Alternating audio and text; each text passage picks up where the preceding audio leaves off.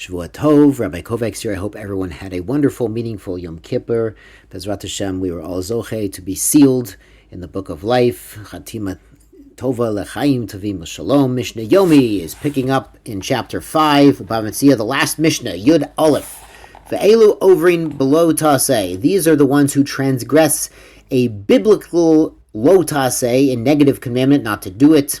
And this is talking about in the context of a loan. When the Ribit is in the context of a loan, many of the cases we mentioned were not a loan context, but were a sale or a contract context. That would be a Ribit derabanan. But here it was actually a loan. So a molve, the lender, a love, the borrower, a arev, a guarantor, ve'edim. And the edim also violate the commandment. After all, it says, lo tasimu alav neshech. Tasimu is plural. So the edim and everyone involved in facilitating the loan, making it collectible with interest, are on the hook. They've done something wrong. Remember, the sages say, afa sofer. Even the guy they hired to write down the contract, he has facilitated this aveira, this wrongdoing. Ovrim mishum lo titen, and they're over the pasuk lo titen. You will not give with interest and with tarbit. This is in Vayikra, Leviticus chapter 25, verse 37. And mishum bal tikach mito, and also you shall not take from him interest. That's the verse before. Mishum lo tihiye lo chenoshe. You should not act towards him like a creditor, a demander. That's over in Shemot, Exodus chapter 22. Umishum, and also the pasuk lo tasimu alav neshech. Same pasuk there. You shall not place or impose interest upon the borrower. Mishum lifnei iver lo titen michshol v'reitem lokecha ani Hashem. Also, the pasuk over in Vayikra chapter 19. Before a blind person, we will not place a stumbling block. You will fear from God. I am Hashem.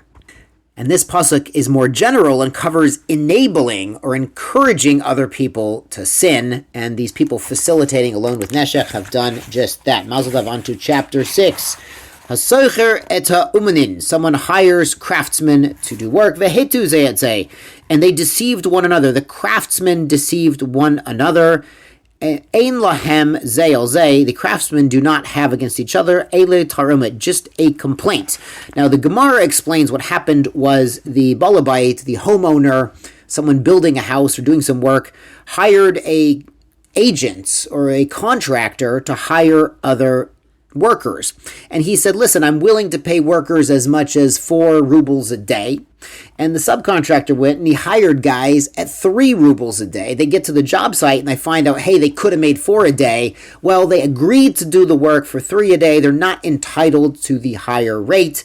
They can only complain against the contractor. Now, the Mishnah brings some really amazing cases if somebody was hired and backed out. Socher at the chamar. He hired the donkey driver. The chamar is the guy who drives the chamor. But a kadar, and kadar usually means a potter. Some of the gear said karar, a wagon driver, but some kadarim, some potters also drove their own wagons for delivery. Lahavi piryufrin, and they're bringing piryufrin. Now, these piryufrin are special smooth wood that they're going to make a special chair to carry a kala to her wedding. It was a special thing to carry her, like something that they put the kala and the chassan on chairs and they dance. So they would carry her on a fancy chair with a canopy to the chuppah.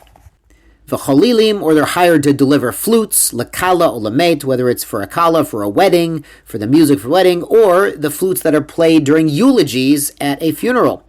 The Poelin, or he hired workers, lahalut pishtanu min mishra, to lift his flax out of the pool where it was soaking. They have to soften the flax to make it usable. The kol davar she'aved, and anything that will cause a loss if it's not done at that time.